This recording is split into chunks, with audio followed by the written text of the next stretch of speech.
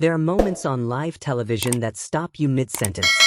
Not because of what's been said, but because of what you can feel coming through the screen. This was one of those moments. Bradley Walsh has been one of British television's most beloved figures for decades. The kind of presence that makes a room feel warmer just by being in it. That infectious laugh. That way of making every guest feel genuinely at ease. Audiences don't just watch Bradley Walsh, they trust him. They've grown up with him. And so when news began surfacing about his health, it didn't feel like entertainment news. It felt personal. It felt like hearing something difficult about someone you actually know. And for Donna, the woman who has shared so much of her life with him, the weight of that was visible in a way that no camera could soften. What struck so many viewers wasn't the words themselves. It was the pause before them.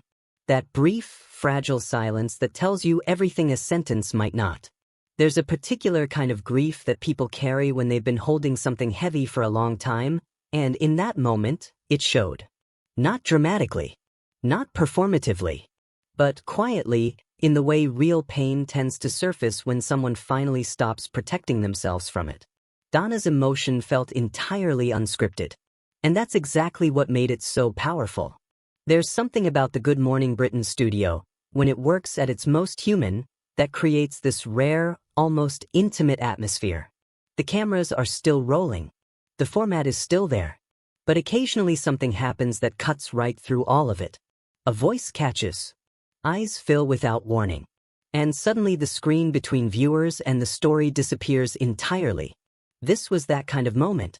Many people watching began piecing together what this meant.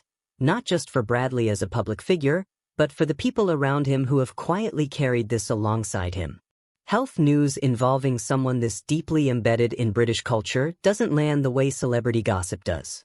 It lands the way difficult family news does. Slowly. Heavily. What's also worth noticing is how much isn't said in moments like these. The interview seemed to move carefully around certain details, perhaps out of respect, perhaps out of genuine emotion, perhaps because some things simply aren't ready to be fully spoken yet. And viewers felt that restraint. The careful stepping around edges. The way certain words were chosen slowly, as if each one was being handled gently.